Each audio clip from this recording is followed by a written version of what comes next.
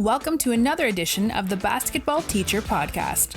Our mission is to bring you discussions on a wide array of topics in the coaching world to grow players on and off the court. You can connect with us on YouTube, Facebook, and Twitter, and also reach us directly through email at basketballteacherpodcast@gmail.com. Now, here's your host, Coach Mike Hernandez.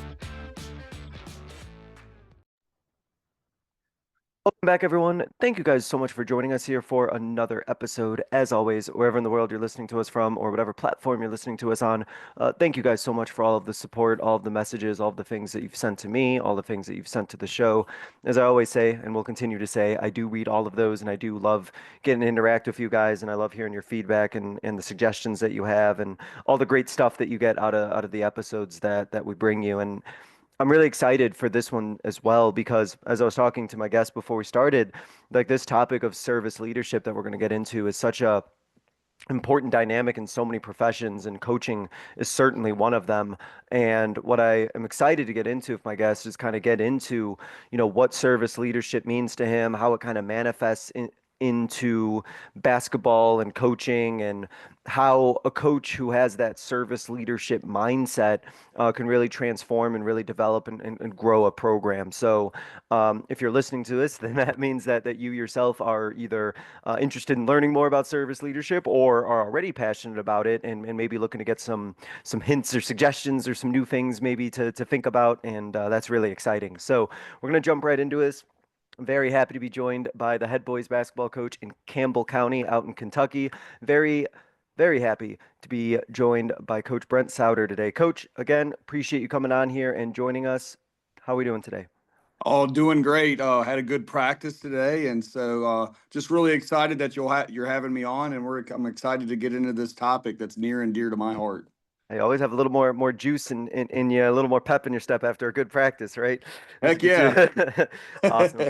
Coach, talk us through your basketball journey and your coaching journey. Where's this great game of basketball taking you, and ultimately, how did you end up at Campbell County? Yeah, so it's kind of interesting. I did not play past my middle school year. My middle school years in high school. I graduated from a small county south of Cincinnati called Pendleton County, Kentucky. But I was always around the game, around the team, and just wanted to make sure, I just grew up loving the game. And so when I was going into education, I teach U.S. history, and I got hired at Pendleton County. The opportunity was presented to me to be the freshman basketball coach at Pendleton County. And I was like, I don't think I want to do that. And I said no the first two or three times they asked me. And then the third time I said yes. And since then, from 2006 to 2013, I was at Pendleton County. And then from 2014 to present, I've been at Campbell County, first as a volunteer assistant, then kind of worked my way up to JV, and then worked my way up to be lucky enough to be varsity basketball coach at Campbell County these last 2 years. Oh, that's awesome. That's fantastic. Coach, I gotta ask, as somebody who's done this myself for a year, what was that like coaching freshmen? What was that experience like? What did you kind of learn from your experience working with such a young age group and those freshmen that you kind of still use and maybe apply to your coaching that you do now? Well, I will say this, before I started coaching freshman basketball, I had hair, and now I have no hair. Oh no. But no, it was I tell you, it really helped root me into the fundamentals of the game and the teaching points and things like that. It was the perfect start for me for my basketball coaching career, because you have to be so detail oriented, and there's stuff that the you really wouldn't think you'd have to teach at the high school level, but those freshmen, maybe they don't have the background or they're still learning the game.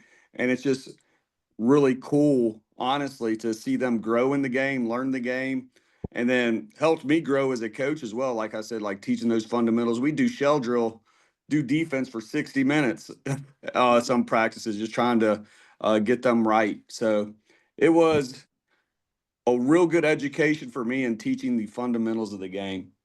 Yeah, no, it's really, in my experience, I completely agree. It definitely like really made me think about how I teach things and the way that I have to be very intentional with the way I say things and the way I Yes, teach things because at least when I was on the girls' side, a lot of them came from all these different backgrounds in middle school and had different experiences and their basketball knowledge was all over the place and to have to communicate and teach and talk to them in a very specific, very intentional way is something I had to learn right away working with them and I definitely have carried that over to now.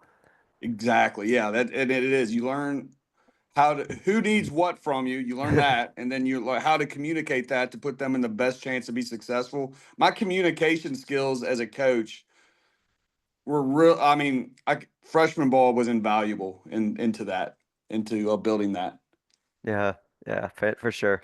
Coach, I know one of the other things that you're passionate about is being an offensive-minded coach, and I wanted to make sure I gave you some time to kind of speak on that and let you talk about what are your offensive philosophies, what is it you like to run on offense? Talk us through kind of your offensive mindset as a coach.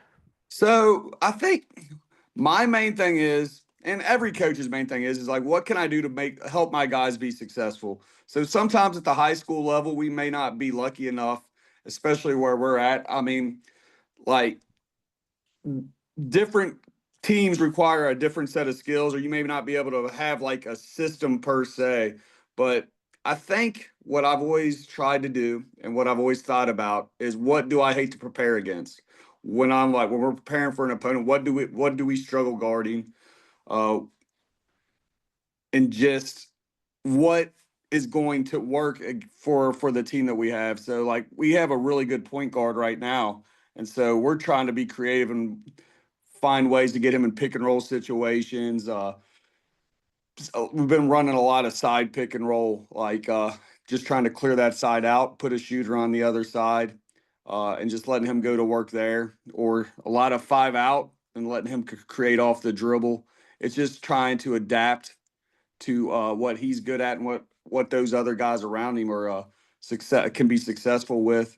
So I don't want to say my philosophy is not to have a philosophy because Hmm. I love me a good ball screen and I love movement and all those things, but those things like next year, when we don't have that point guard, we're going to Yeah. have to adjust some things. We're going to have to be a little bit creative. Maybe we go to more of a flex look. Maybe we work more inside out of the post. So that's kind of the fun part about coaching high school basketball too, with the moving pieces that you have to be very flexible as a coach year to year.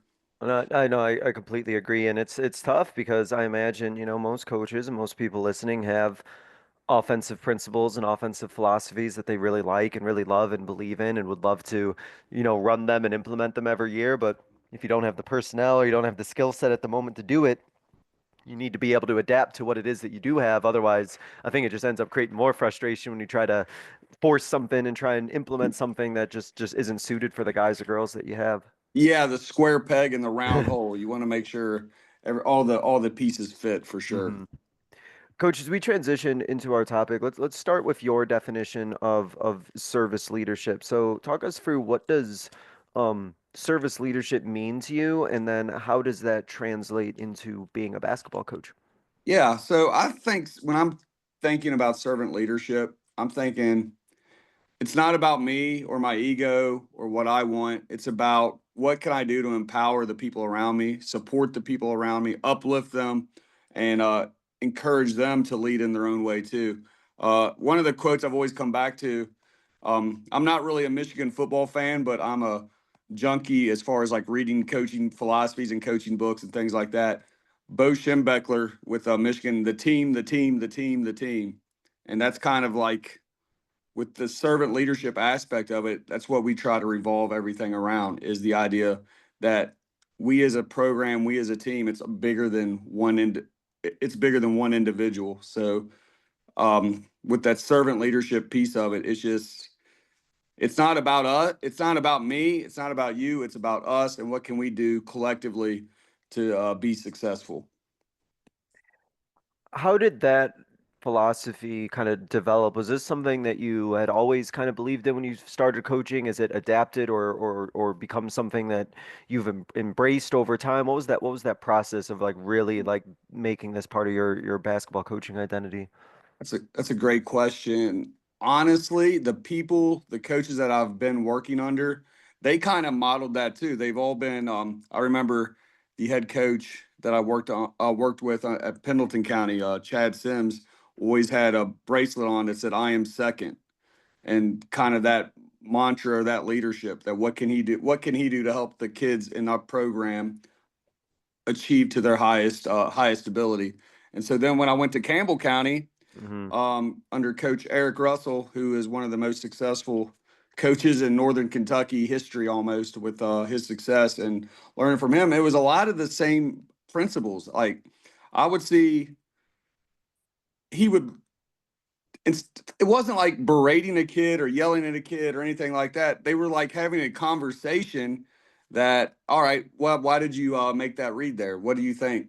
What could have worked better there? And like they were just having a conversation. He's letting the kid get Mm. to his own conclusion, and he was serving him by like helping his thinking skills, thinking the game of basketball. Whereas when I was growing up, that coach just was like, on the line, let's run, like, and that's that has its place. Like I'll put kids on the line, obviously, but I think the idea of having that conversation just really appealed to me, and so I've kind of taken those two, the way they've done things, and tried to incorporate it into my own program going forward. Of just trying to always, in my back of my mind, is what can I do to help these kids realize their highest potential, their best level, and what can we do as a program to help them with that. It sounds with what it is that you're saying, it kind of sounds, it definitely actually sounds like with your coaching philosophy that there's a lot of self-reflection that you do as a coach. There's a lot of like thinking about, what is working, what isn't working, trying to like be conscientious of about making better decisions. There seems to be a lot of time that you would spend as a coach really kind of dissecting and reflecting and thinking about what's been working, what hasn't been working, what's the best decision going forward. Am I right in thinking that? Yeah, that is probably. I mean, I've had many a night where it's been 2 a.m. and I've been thinking about, all right, what could we have done better in that third quarter side out of bounds situation or things like that. I mean, if I'm not reflecting, I'm not growing, and if I'm not growing, I'm not going anywhere. So I've just always tried to be open and honest with myself, have a staff that's open and honest with me, and just always trying to like find that edge and find that improvement area, and just kind of using that to grow. I think that's been a big part of who I am as a person. I mean, every day I teach U.S. history, I'll get at the end of the day, I was like, all right, that lesson did not go well. Yeah. Three kids were sleeping. Another kid was on his phone. What do I need to do better to engage them? So it's just that's just part of it. It's part of the fiber of who I am, honestly. So if I were, stepping into a program and I was trying to, build a program with this concept of service leadership in mind, what are some of the things that I would need to be, mindful of or thinking of? What would be those kind of, steps that I would take in your opinion to kind of build that program with service leadership kind of at the forefront? Yeah, I think you build that in several ways with your program. One of the big things that I've kind of mentioned earlier is modeling that behavior, modeling that servant leadership. Like, I'll go to our freshman games and I'm the water boy. Like, I'll get them the water. I'll encourage them. I'm just a positive voice there at the end of the bench when they come out. And one of the gratifying things is like our JV games, then also our varsity players sitting at the end of the bench supporting, getting them water, supporting those JV guys. And it's something that kind of just spread throughout the program, just from modeling what service is. I think, and that may not sound like a big thing, but like a small gesture can have a big message. And so that's like one of the main things that we try to do is model that behavior through like little actions like that. Accountability, I think, is a huge aspect of this. If something isn't going well, like the reflection piece that you just brought up, if something isn't going well, we have to address it. If we let it go, if we don't hold each other accountable, If I don't hold my coaches accountable, if my coaches don't hold me accountable, if we don't hold players accountable, we're not going to improve. So that accountability piece is a big part of it as well. And empowering your captains, empowering your senior leaders to have that role too. Like I think one of the most gratifying moments I've ever had in a practice is we were having a bad practice early in the year, and one of our senior captains went up to the guys like, "This isn't how we do things. We got to pick it up. This is not how we do things at Campbell County. If you want to be a part of Campbell County basketball, we run all the time. We hit the lines. We do things the right way." And that accountability piece within our program, that just was it was really gratifying to see a senior take that, own it, Yep. and it was that's probably one of my proudest moments in coaching, as far as that goes. So that accountability piece, and then so when we're talking about servant leadership, it's not just within the program. You want that program to be active in the community as well. So we try to be active in the community, whether it's like we had a toy drive that we were a part of earlier in our season during the Christmas season where they're bringing gifts in, things like that for kids that may not have a That's great cool. Christmas. uh, Working youth camps, teaching the younger kids in our community the game of basketball. And I'll let those kids own it. Like they're running the station, they're communicating with the kids, and they're serving those kids. So I think I mean, we all know we get into coaching, you want to win games and all that, but it's much bigger than inside the line. So being active in the community is a big part of it as well. So you mentioned this idea of accountability, which I think absolutely super important. Absolutely got to have it for service leadership. But you also within that talked about how accountability is great, but then there's going to be those times where people need to be held accountable, players holding each other accountable. Talked about, holding coaches accountable, you yourself being held accountable as well. So I'm curious about any instances or circumstances you could share where, that accountability has been tested. Maybe you as a coach have been tested about whether or not you're going to hold somebody accountable, or, you yourself have had to, hold somebody accountable in a tough situation. What are some of those, situations where, that accountability will like be tested and coaches have to make those, tough decisions? Yeah. So some of my toughest moments as a coach, I would say, would be having those difficult conversations where I'll give you an example, and I won't go too super into detail on, it, but a Mm-hmm. kid was struggling in class, one of our best players, and I had to suspend him for a few games because if you're a senior and you're a leader in this program, we can't have that. We can't have you setting a bad example for everybody else because then the culture's broken. I talk about them like we can't have a cotton candy culture where the cotton candy it's sweet in your mouth and all that and it just dissipates immediately. We want to have more of that like Jolly Rancher type culture where it sticks around a little bit, that hard candy. So he wasn't getting it done in the classroom, so we had to suspend him and I set him down. I was like, "All right, we're going to talk man to man, what's going on in this classroom, what's going on, why aren't you keeping up with the studies?" And um, we looked each other in the eye. We had a very good conversation, uh, dealt with the suspension, missed some big games, and by the end of the year he was one of our most reliable players. He's a big reason we made it to Rupp Arena last year. So it was a tough moment for me because but in the back of my mind, I mean, I'm still human. I want to win. I don't really, but that accountability piece early in the year paid off later in the year as far as with where we wanted to go and what we wanted to contribute. And if we didn't do that, we're going to create that cotton candy culture, which we want to avoid. Yeah, I mean, it's always nice, right? To have, the culture and you've established it and you're just like hoping like, oh man, I hope it doesn't really get tested. I hope they just buy in. But like Yeah, I think for yeah, players, that's really where the buy-in is like fully solidified is when that first, big test happens or that, first pushback or somebody does need to be yeah. held accountable. I think that's the real, final step to where your team is like, oh, okay, that coach did follow through with, the messages that they've been preaching all year. Now I know that we're all going to be held accountable to it versus like, oh, oh, he just let this slide. So I don't know if he actually Yes. really meant any of this because when it was tested, he didn't really follow through as a coach. So probably doesn't actually mean what they're saying. Like that's a big, test for your players, and they're definitely watching.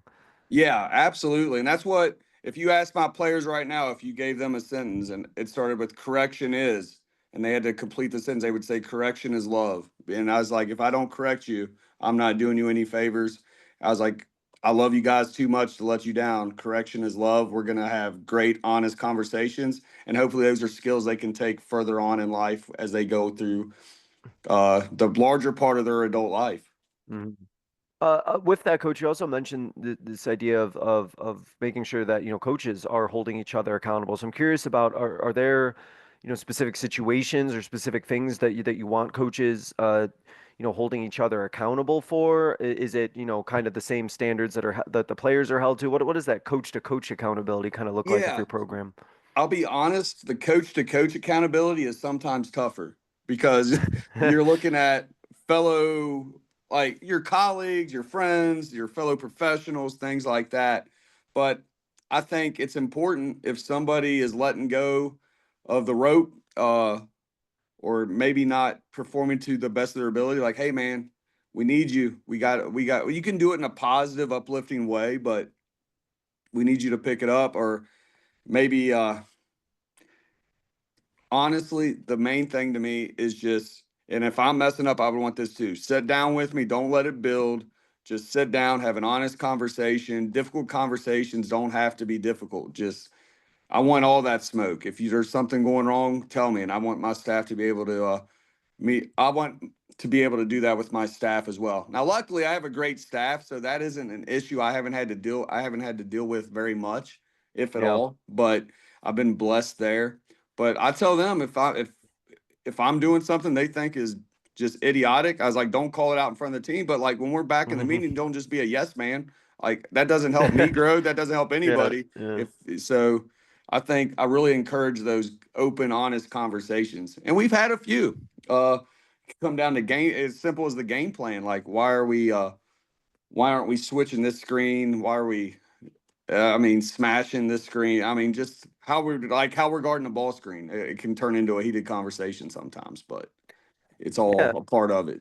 And It's the but fun part of it too, honestly. well, it's It's well, it's also productive, I imagine, because you and your staff, there's a certain level of trust there. I'm assuming it's a high level of trust where everybody on the coaching absolutely. staff is doing this, because they want to see the program be better and they want to see the program be successful. If you're practicing service leadership, then you're putting, the team before yourself. So in a Exactly. way, all of these discussions, no matter how like, heated or passionate or whatever the word is you want to I use, think like passionate is they're a great word. meant to be That's the appropriate solving, word. kind of an issue of like how can we make this team as best as we possibly can.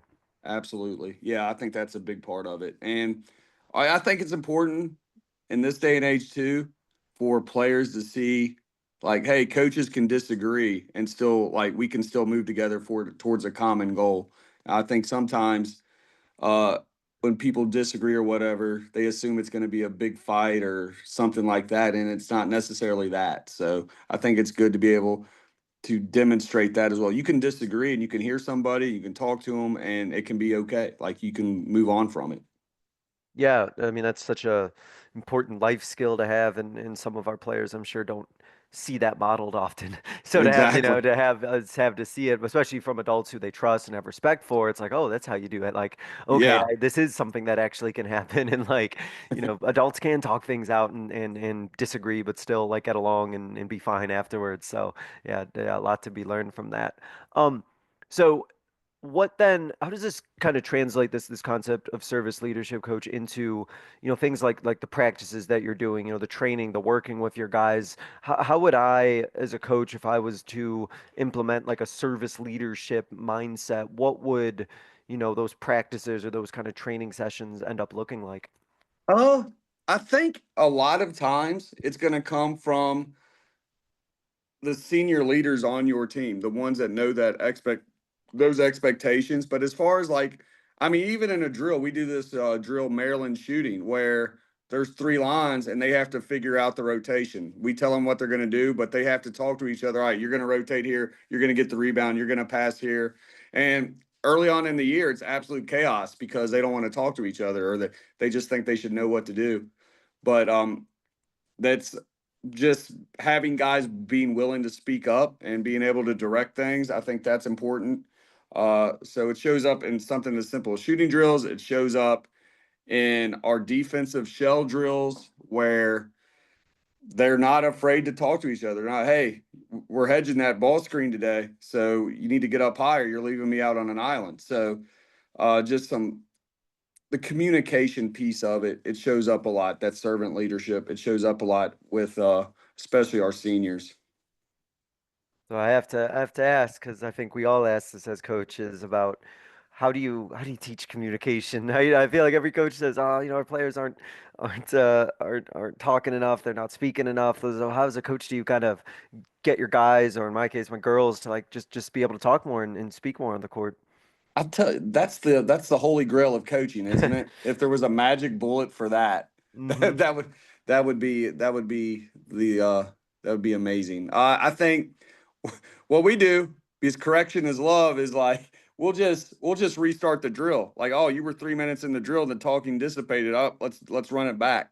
Let's see if we Hmm. can finish it out. Because in the fourth quarter, you're going to be tired and not want to talk either. So, can you do it when it's winning time? So we just try to really accentuate that, especially early in the year, by running it back, starting the drill again, learning how to finish. So that's one of the main things we do to get them talking. And then early on in practice, we try to. I mean, everybody does these warm up drills, like we do we do like the 3 line passing or whatever, where you gotta communicate to the guy, hey, I'm going short, you're going long, and they got to really talk to each other there too. So just little things throughout that, if they don't talk, a ball is gonna hit them up on the side of the head or something like that. So Yeah, yeah.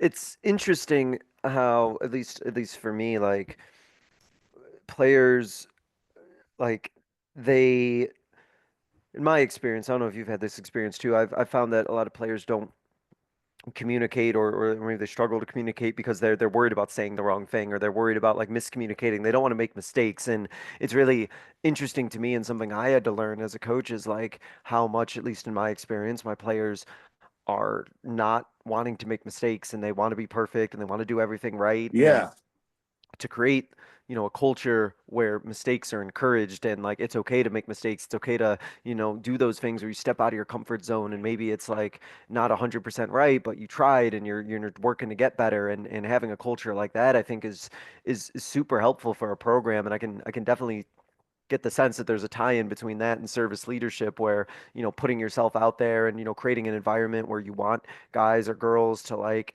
try and take charge, or try and step out of what they would normally do, is something that's like really important for the program to grow. absolutely. I think, and you just hit the nail on the head there too, is like young kids don't want to look bad in front of their peers. They don't want to make a mistake, and everybody knows that they made the mistake. So that is a challenge that we face every year. And I think one of the big parts of that for us in our basketball program, and we're not perfect by any means, but we've had really strong senior leadership. Like every year I've been at Campbell County, and those seniors Mm. take those younger guys under their wing. They treat them well, and that wasn't necessarily always the case in my previous coaching stops, where it was a us against them mentality. Whereas the senior leadership in our program, it's all it's almost like Mufasa and Simba, where he shows like all of this will be mine. Like when they're looking up over the safari and all those things, and they do a real good job of like, all right, this is what we do, this is how we do it, and now it's going to be your turn here soon to do that. So it kind of, and once that thing gets rolling, I just have to not mess that up. Yeah. You had last year a really strong run, and I know that you did really well last season, and I'll let you kind of speak on that a little bit. And I'm curious about the role that you believe that, service leadership really played, and how like service leadership kind of showed itself within your program during this great season that you had the past year. Yeah, we were a team that previous to that season, we'd lost three really good seniors. And so they were stepping in. Not a lot of people had expectations for them, but they just gelled so well.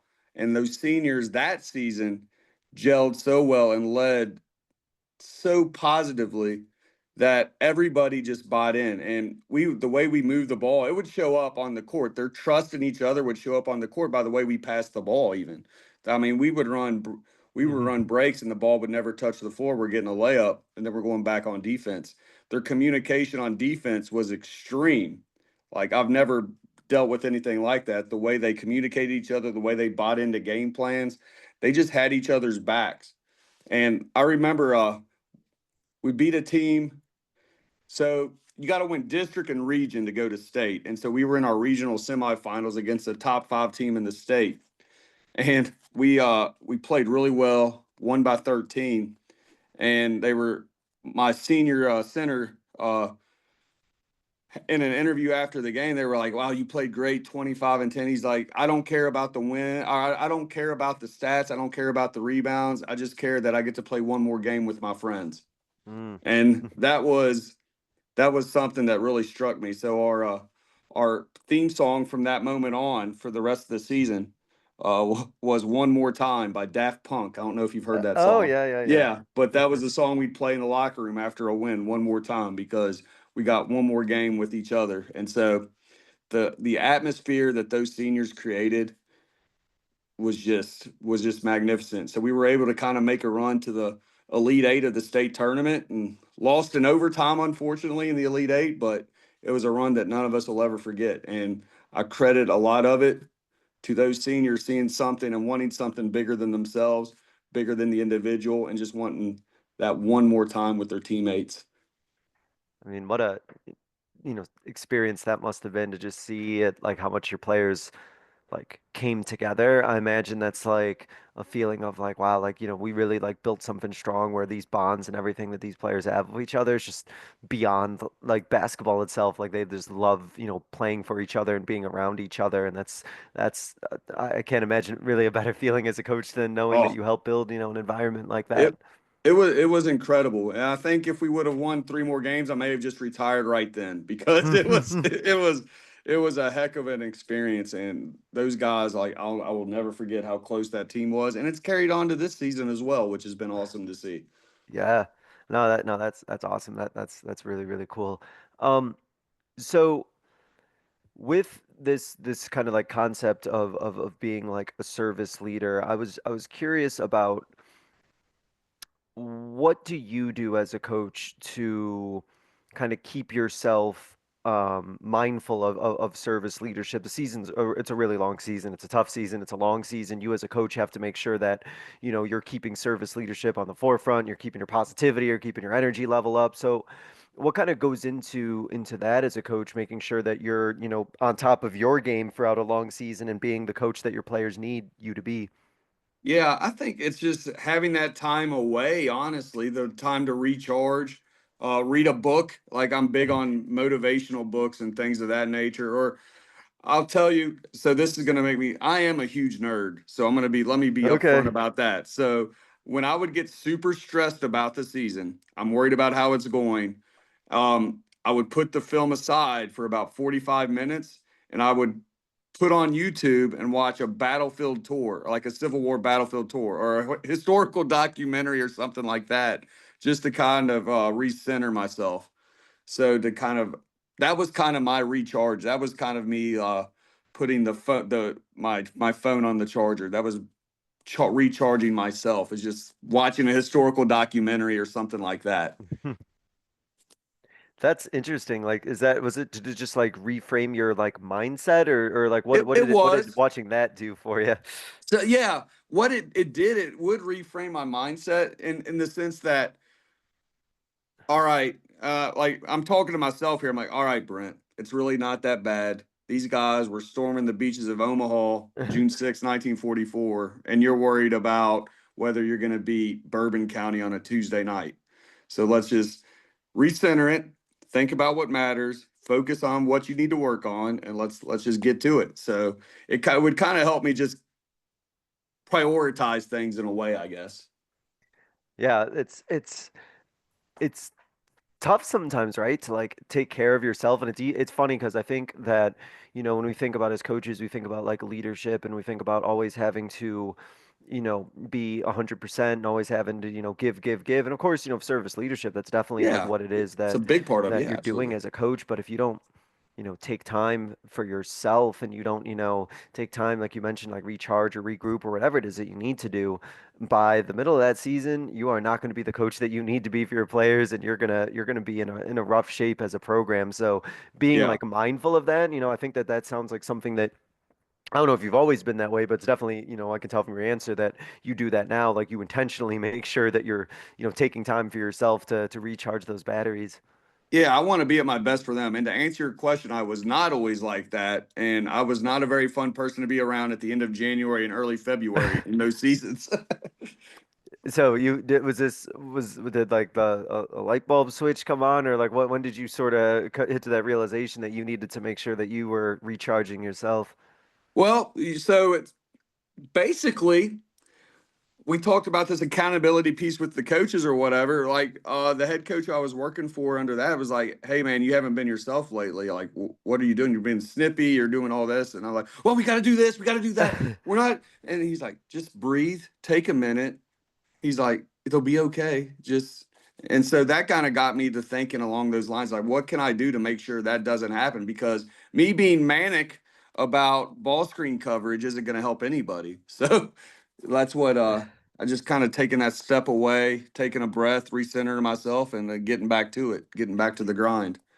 It's actually incredible, I think, to think about if you take a step back and think as like coaches about how many, little decisions, right? Or as a teacher, right? Especially if you're a teacher and a coach, those Yeah. micro decisions that you make and how many of them you make throughout the day. And, if Yes. you're not Yes. careful, I mean, those pile up on you. Those And that's pile up and wear on you. Yeah, go ahead. That's a big part of it. That's a great point. The micro decision, like as a teacher, how many decisions do we make in a day just teaching? And that doesn't even bring into running a basketball program. So I think it does. You have to be careful and you have to be mindful that that can wear on you. Hmm. Yeah, no, no, definitely. With service leadership, Coach, you mentioned this before, and so I wanted to kind of circle back to this. Obviously, um, it's a lot more about listening and a lot more about taking in information than it is just your voice and speaking. And when you listen, there's a lot of things that you're gonna take in. There's a lot of things you're gonna learn, especially from your players. And I'm really curious about what are some of the things that you've learned from your players? What are the things that your players are communicating to you or telling you that have kind of helped you as a coach? Because, as a coach, I know sometimes we really get uh, the up on the mantle and we're talking a lot, talking, giving orders and instructing. But with service leadership, of course, a lot more of that is listening. So I was curious about what by listening, what are the messages or what are the things that your players are telling you? They'll tell me, like, hey, and this is what I like.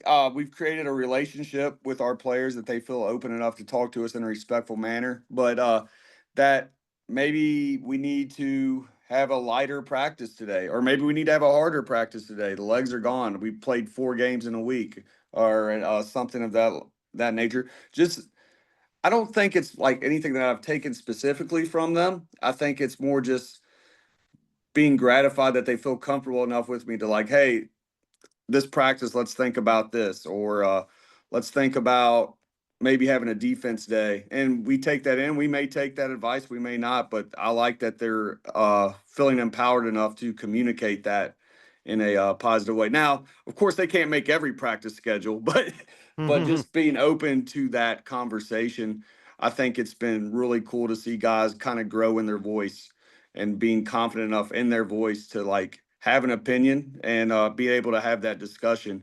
We've had some kids in our program that are super quiet kids that coming in, and by the time they're seniors, seeing how much they've grown, how well they communicate with the younger guys, it's been really cool. You as a coach who practices servant leadership, another thing that I was kind of like thinking about is, at least from my understanding of servant leadership, and you can Yeah. correct me if I'm wrong, is it really is an emphasis on growth and the idea of growing versus just being like results based, like you're the process of Yes. of Yes. growing, right? Um, Yes. so obviously we like to win when and those are important. We want to measure that. The wins are always great, and Absolutely. losses that aren't as great. But um, if I was really all in, or somebody listening was really all in and wanting to do service leadership as their philosophy as a coach, and they're thinking about, okay, we're going to emphasize growth. Are there things that you like tangibly measure for like growth? Is it more of like a feeling that you have? I'm curious about like how you can sort of reflect at the end and say, okay, our program or these players have grown at the end. How do you kind of go through that process? So it is hard to like make it something tangible. Hmm. But what we do is this is the kids love the NBA 2K and like the on the X on like the PlayStation or the Xbox or whatever. So we give player ratings based on like those 2K rating scales, and like some of it may be communication, some of it may be leadership, and we share at the beginning of the year. All right, you're at like a 72 in leadership. Here's why we think this is the case. Or you're at a 84 with your 3-point jump shot. We need you at a 88, and this is how you fix that. So just taking those things and giving them like a, and it's hard to rate like leadership Mm. or uh awareness or things like that all the time, but I think it just gives us a good starting point for a discussion, a meaningful discussion at the beginning of the year, and then we can go back and look at the end of the year and like, hey, did you grow? How do you feel? This is where we felt you grew at. This is where we think your improvement points are. So it just sets a good baseline for having those conversations. So we use the 2K ratings system for those types of things. It's something that they can kind of latch on to. And are players like, I'm curious about how those conversations go, because sometimes, man, I know it's hard for players to respectfully or tactfully, I guess, Yeah. talk about those ratings, or Well, talk about those I evaluations. they'll So how do those conversations go, and when players well are you doing that? I'm really curious. yeah. So some of them are very short because the kids don't want to talk. So they're pretty short. Like, all right, no questions. Nope. All right, see you. Have a good day. All those things. And some of them will like really want to argue that. The important thing is there is that we just keep it to sorry, had something come up. All right, the important thing there is that we just are very intentional with, all right, this is what we see, and if they have an opinion, like we got to listen to it, and we'll go from there. But some kids don't like criticism, so it may turn a little bit combative, but Mm. we'll if it does, it hasn't. We haven't had any of them that's been real combative yet. But if it does, that's just something that we'll work through, and hopefully, this is what we see. This is how you grow. You do it, or we'll see where you're at. Yeah, it's funny. I'm imagining trying to have that conversation with some of my players. I think we could do it, but boy, I mean that there's a lot of trust involved, right? That's It a is, lot of trust for yeah, those conversations to end on a productive manner, I imagine. yeah, and sometimes they don't go the way that we would want them to as coaches. But then that's like a growth area for us too. Like, how could we have steered that conversation to be more productive? But yeah, it is That's it's a difficult conversation sometimes, and sometimes it's a really productive conversation. And even the difficult conversations are productive. are So productive, right? yeah, Yeah. And I imagine though, like when those conversations are done, or when you have those conversations for your coaching staff, it really, imagine, gives you some real valuable insight about how your players see each other. Because I think we can maybe make guesses or predictions, or like think about, oh, this is probably what they think about each other, but you're really getting like the absolute like honesty, so you really can get inside your players' minds and know, okay, it's this is what they think. yeah, yeah. And then you always do have the players that they feel like you're a level to be conquered, like on a video, like the video game analogy again. So they'll just tell you, all right, if I say this, do I get to this level? Do I get like, so there's some of them that will just tell you what you want to hear. And it's our job as coaches to kind of fish that out. But none of it, like you said, none of this stuff happens without trust, without communication, and without them knowing what our expectations are. I meant to bring this up earlier, and I'd forgotten to, but I know some listeners would be curious about this, so I wanted to ask this intentionally about, is this style of leadership, is this something that has also helped, or can it also help with conversations that you might need to have with, parents or family members or people in the community? If you're a coach who has a service leadership mindset, how does that kind of work and translate into those conversations you might be having with like a player's parent? I think whenever I'm meeting with a parent or anything like that, it's just we try to set the guidelines early about what the conversation is going to be about. This is what we're discussing. What are you seeing? And then we just try to make it all about their kid and keep it along those lines. And those conversations, I've been lucky. These last 2 years, the parents have been phenomenal. But I mean, previous years or whatever, those conversations are always can get difficult at times. And so I think if they know that your best interest is for their kid and that you're doing your best, that tends to get you a little bit of good grace. And so that's what we'll have our parent meeting at the beginning of the year, and we'll set the expectations pretty clearly about like this is what we're doing, this is why we're doing it. If you have any questions, email me, call me, talk to me, we can talk about it. But this is kind of our program. And I'm like, I'm human. Sometimes I just make a mistake because I'm dumb sometimes I just mess up. So please just keep that in mind. If you see something you disagree with, like maybe it's just because I messed up. So we just I try to let them know that we're all coming at this from the same viewpoint, same goals, which is the betterment of their young people. And I imagine starting out the conversation, on that note and, framing it in that positive way of like, hey, we're trying to collaborate here, trying to work together. I want to work Try to with, create that, yeah. you as a parent, in order to help your players succeed. That's, sets the stage for like, hey, we're both in it for the same reason. So like, let's be productive in these conversations, probably leads to better outcomes. Yeah, it has. And now will it always? I don't know, but I need them what I want them to see, and it's hard because they have a different framework with from which they're looking at things with, but that like there's no ill will or ill intent or anything like that. We're all just trying to make this thing as successful as we can. Yeah, and what you bring up is definitely true, right? Like for these parents, right? This is their child, right? The most important thing to Exactly. them, and you Yes. know, Yeah. yeah, they're important to you, but not in the way that they are to that parent, right? It's a One different relationship. 100%. Yeah. You mentioned, Coach, that you were a reader, and I was curious for those who might be interested in learning more about service leadership. Are there like particular books that have helped you, or there books about leadership, or this kind of servant leadership mentality that have kind of like helped you along the way? I tell you, the most helpful book that I've read. I'm going to my study here to pull it out. There you Make sure go. I'll make Make it sure to right. get the here it is. I got difficult conversations don't have to be difficult. Ooh, John Gordon. I'm big on the John Gordon books. So that it kind of gives a simple, smart way to make your relationships and team better. And it kind of gives you like a formula for having those difficult conversations, which is something as coaches and teachers, we have to have difficult conversations all the time. So it was something that kind of helped my framework and how I wanted to approach those conversations because, I mean, none of us like confrontation or right. anything like that. I mean, it's not what we're setting out to do, but it was a book that was super helpful in helping me frame those difficult conversations. I like that, and but it's important, right? I think that, you know.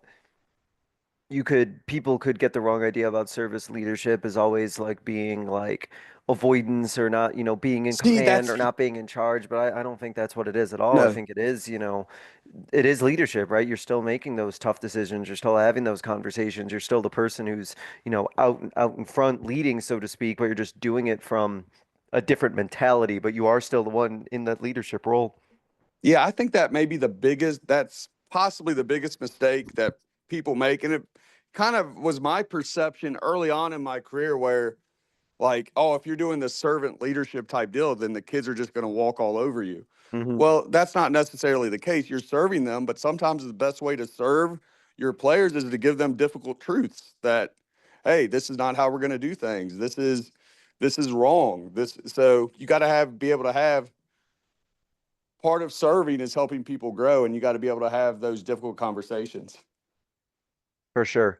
A few more questions, Coach, before we wrap up and hit our concluding segment that I jotted down as we were talking. What are some things that you maybe do if your players outside the basketball court that have kind of like build up that camaraderie and kind of build up your players? Because you have such a, tight knit group, and then you were talking about the group that you had the previous year. I was just curious, are there other things that you've found that maybe are off the basketball court that really have like brought your guys together? Yeah, so they one thing that's helped me, and this isn't true for a lot of schools or some, they've grown up playing together since like third grade. So some of it doesn't even have anything to do with me. They've just grown up being friends. Yeah, that helps. So that helps. But we do a lot of like off the court activities. Like we'll hang out at somebody's house. We played at the gym where Hoosiers was filmed this year. And so the night before that, we all got together and watched the movie Hoosiers as a team.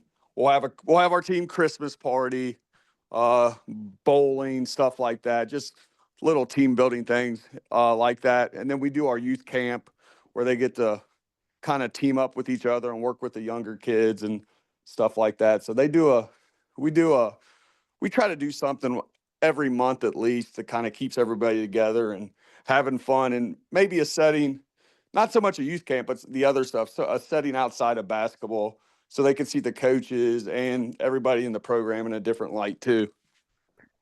Yeah, and it's so cool to do those sort of things, like you said, to see your players in a different light. But I also think along with that too, like you're showing and the players are seeing like this different side of each other. They're seeing a different side of you. They're you know getting that feeling because it's a true one, right? That like this program is just more than like the results that are being produced on the basketball court. It really is about like bringing people together, bringing leaders together, like building those bonds that hopefully last, beyond people's playing career. And I Yeah. think that really sticks out with players when programs and coaches go and do those sorts of things. Yeah, especially coaching high school basketball. I feel like if the only thing they take from the program is a bouncing ball, then we've failed as a program. Like, what life skills have they learned that they can take forward in their adult life with their families and things like that? Yeah, yeah, no, that's really cool. I love that a lot.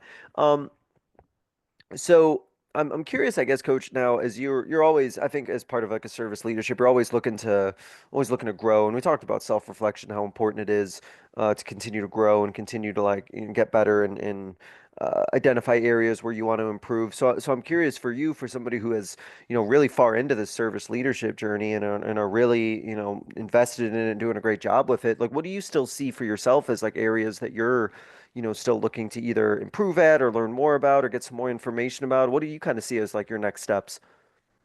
So growing on that role, like on the court, I'm going to go to clinics and all those things. Like Hmm. you can always learn more about the game. As far as the servant leadership portion of it, like I'm trying to figure out ways that we can get more active in the community, that the kids can be seen, uh, like maybe working at a food pantry the day before Thanksgiving or something like that. Just I would love Yeah. to find ways to be more active in the community so they can get that real taste of service and what it means to help somebody and make brighten somebody's day. So like we did the toy drive with another local high school this year. We did a canned food drive with our crosstown rival. We do that every year. So just finding different ways like that as a program to grow in our service in our community, and that's something that I really want to explore as a coach. Yeah. I mean, that sounds really cool to be able to look really in a real practical way. It's building, leaders, right? You practice this service leadership, right, by like building leaders and Yeah, building yeah. these leaders out in the community. And it's hopefully it's like a we kind of talk about coaching trees, right? It's like having like a little leadership tree that Dude, that's you perfect. help build these leaders and then they grow and other leaders in turn. And that sounds like a real cool like process hopefully to build. And that's a legacy, and that's what we want to build. We want to build a legacy for these guys. So yeah, that's definitely something. That's our goal. Yeah, no, that's awesome. One more quick question, and then we'll hit our concluding segment. If you were to talk to a coach right now, is like, Coach, I'm taking over a program, and it's been struggling, and there's a lot of turmoil, and there's a lot of chaos going on. I've been tasked to rebuild and kind of get this program right on track, and they're just not exactly sure like what their first couple steps would be. What would you say to a coach who might be in that situation where they're taking over a program that may have had some difficulties or some struggles that they're looking to correct or fix? I think it starts with your staff. Get a strong staff around you that will support each other, that will tell you hard truths that you can have difficult conversations with.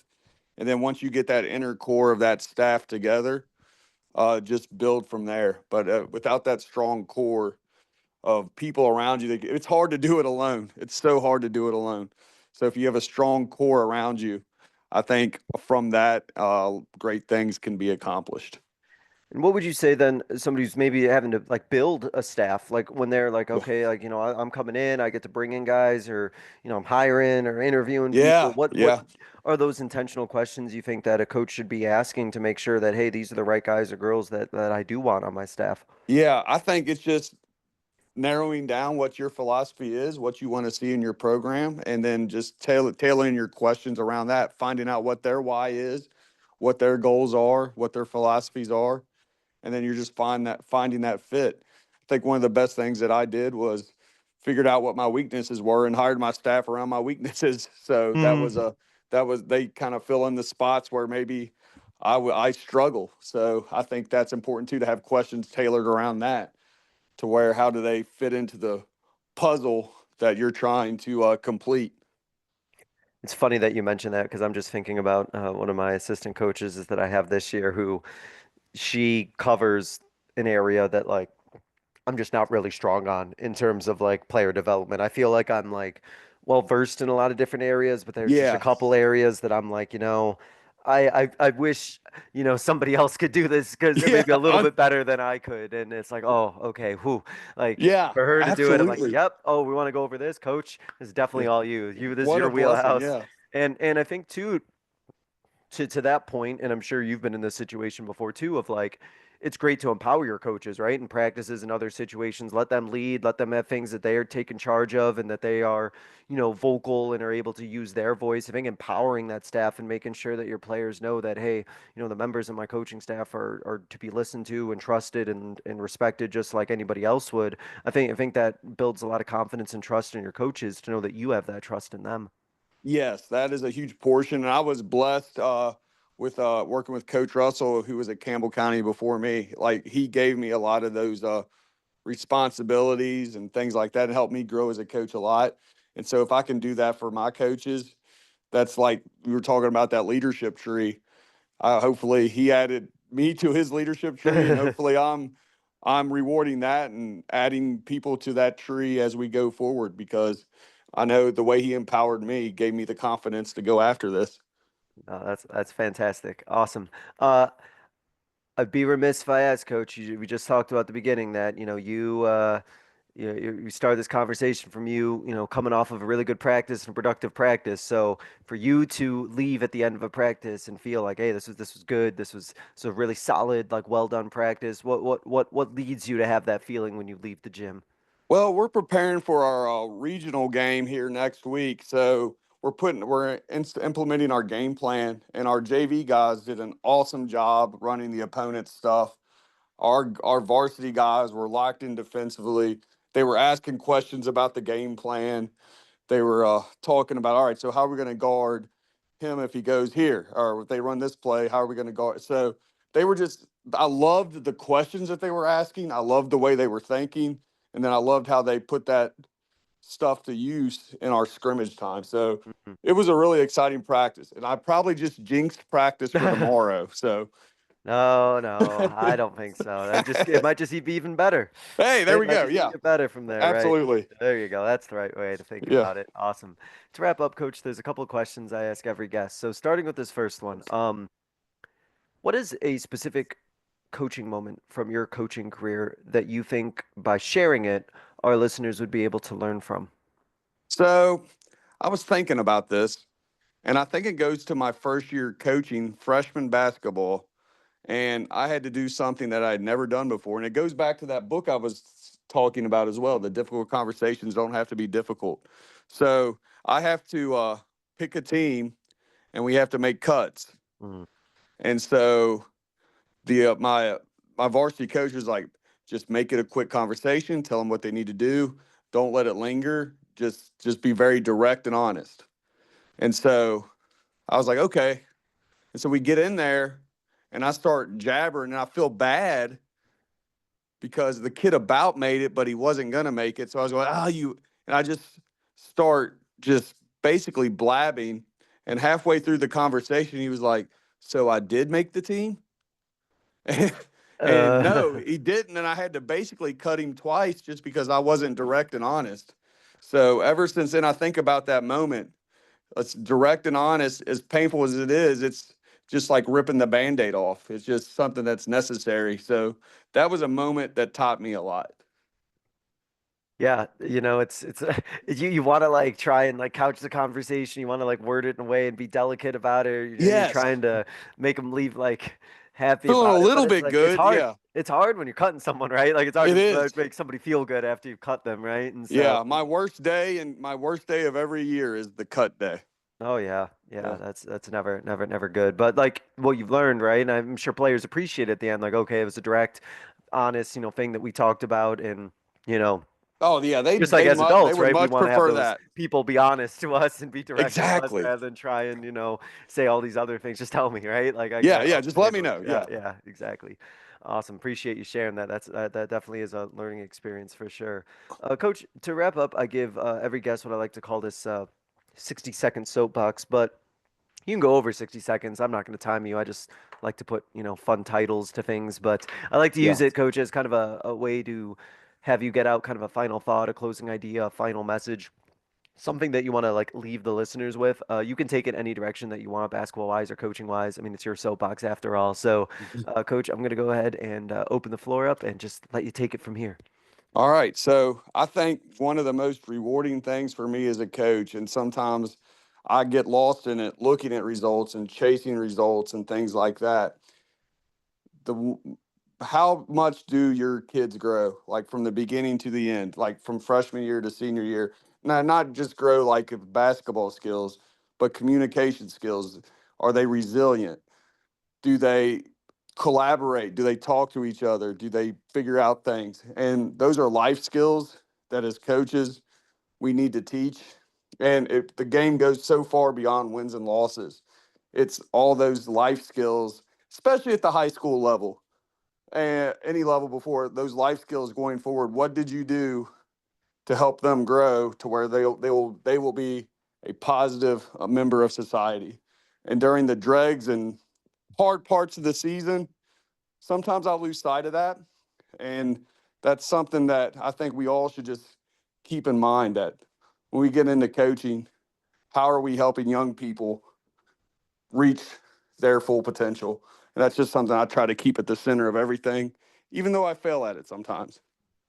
No, what a great thing to keep in mind. And I mean, it's a hard thing to do all the time, It right? is. It It's is. not easy. So yeah, there's definitely going to be some struggle and some failure with that. But always be striving for that. I think more often than not will put you on the right path if that's what you're aiming for.